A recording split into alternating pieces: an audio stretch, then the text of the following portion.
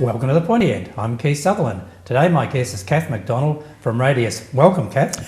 Thank you for having me, Keith. It's good to have you on board, and you've got some exciting news coming up with Radius in the new Morley Johnson, which is the old Morley Johnson, now to be made new. Yes. And it's probably going to become home to Bendigo's most ambitious social enterprise. So what does that really mean?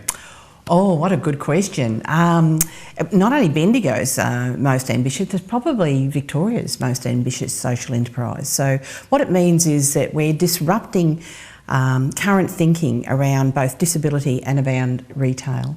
So we're providing an environment where people with a disability are in an aspirational space. They're in a space that everyone wants to be in, that everyone will want to be part of because it is so beautiful.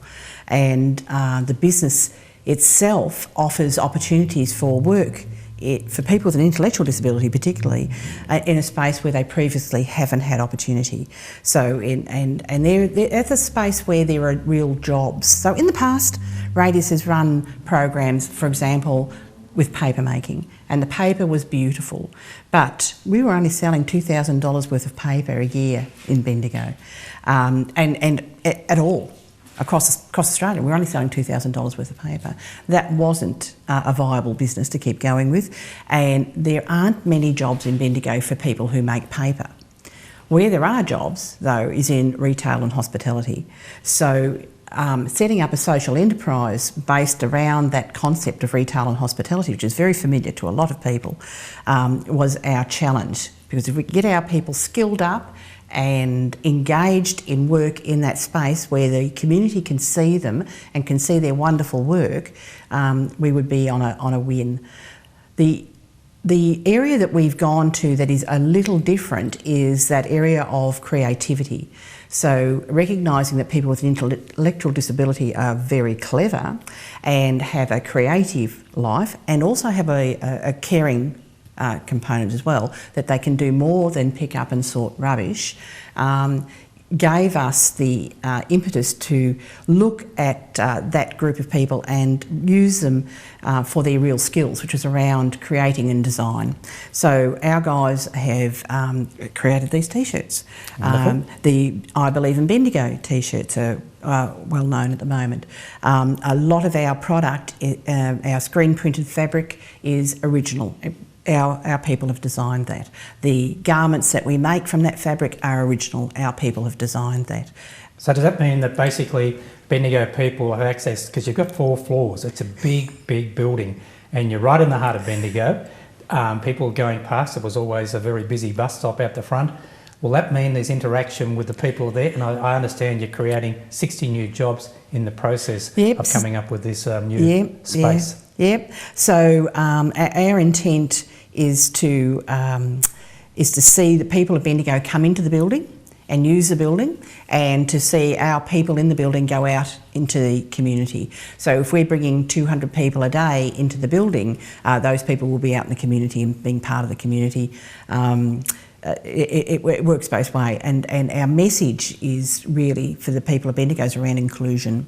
So it's including these people who are of great value truly into the community, and this is where Bendigo, working with this concept with the town and our wonderful supporters, Bendigo is shining and is far ahead in thinking and in doing of a lot of the rest of the country. It's a win-win for all of us in the community. As you said, it's not just the people that are working in it and working in that space as you are, but it's integration with others in the community that probably are not, having been at Eagle Hawk and having the old Peter Harcourt Centre, which has grown into all these other things, and it's spread out a lot, but bring it all under the one roof, 200 people in a training and employment activities is a great thing to vibrancy, because that building's been sitting vacant for a long time. It is a stunning building, Keith. I mean, the work that we've done on the inside, it takes our breath away when we see it. We're terribly proud of the way it looks, and we'll think the community will be just absolutely impressed by it. The 200 people who are using the building every day are not all people with a disability. There are professionals coming in there are trainers coming in there are educators, there's social workers, there'll be advisors, there'll be other businesses who'll work from that building. And in bringing people in, as I've said, we want to create an inclusive world, and we want to show Bendigo how much more vibrant the community can be with the addition of these people who have previously been down the back or in an isolated environment out of town. Makes me feel a little bit old, because I remember the Morley Johnsons to Maples to Toy World. So I'm a bit older than you, so I remember the history of that building, and it was where older people used to congregate out the front. My grandparents used to sit out the front, and back in those days, Morley Johnson was the building to attend to. Well, so it's going to happen again. Will happen again. And I was sitting in there with a few people last night and looking out those windows onto the beautiful Bacchus building over the road. That's a view that you could be anywhere in the world and be proud to see that view. That is a beautiful view. You could be in Collins Street, you could be in Paris, you could be in Rome and have that sort of view. We are so lucky in this town to have these gems and these architectural gems still within our reach. And for us to come into that building, work with the owners to get it to the state it's in now, it's been a privilege. You mentioned there will be other businesses come into the building. What sort of businesses would be utilising that space in there? Are you subletting their space out? How's it all going to work? There's subletting, there's space within the building that people can use on an ad hoc basis. So there's some wonderful, one of the rooms in the building is going to be a club lounge for businesses who employ people with a disability, where they can come to for information, where they can use our business concierge to sort out all the complicated paperwork associated with that sort of employment, and where they can have meetings and get together with their subgroups. Okay. We've talked about the building, and you did touch briefly on Radius, some of the things they do, but just give us a bit of a brief history on Radius, because I can remember when it first started, as I said, the Peter Harcourt Centre, and it's grown enormously since that particular time. Yes, well, Radius is nearly 65 years old, so it's one of the oldest disability service providers in Victoria, and I think one aspect of Radius that's not all that well known is their Human Rights Subcommittee, which is the oldest human rights subcommittee for any disability organisation in Victoria. The organisation itself has engendered many other businesses. So Golden City Support, I believe, came from Radius. Access came from Radius. So Special Development School was originally at Radius. So when it was Peter Harcourt, it was the centre of work around disability, and it was started by a group of parents who needed support around preparing their children for life with a disability.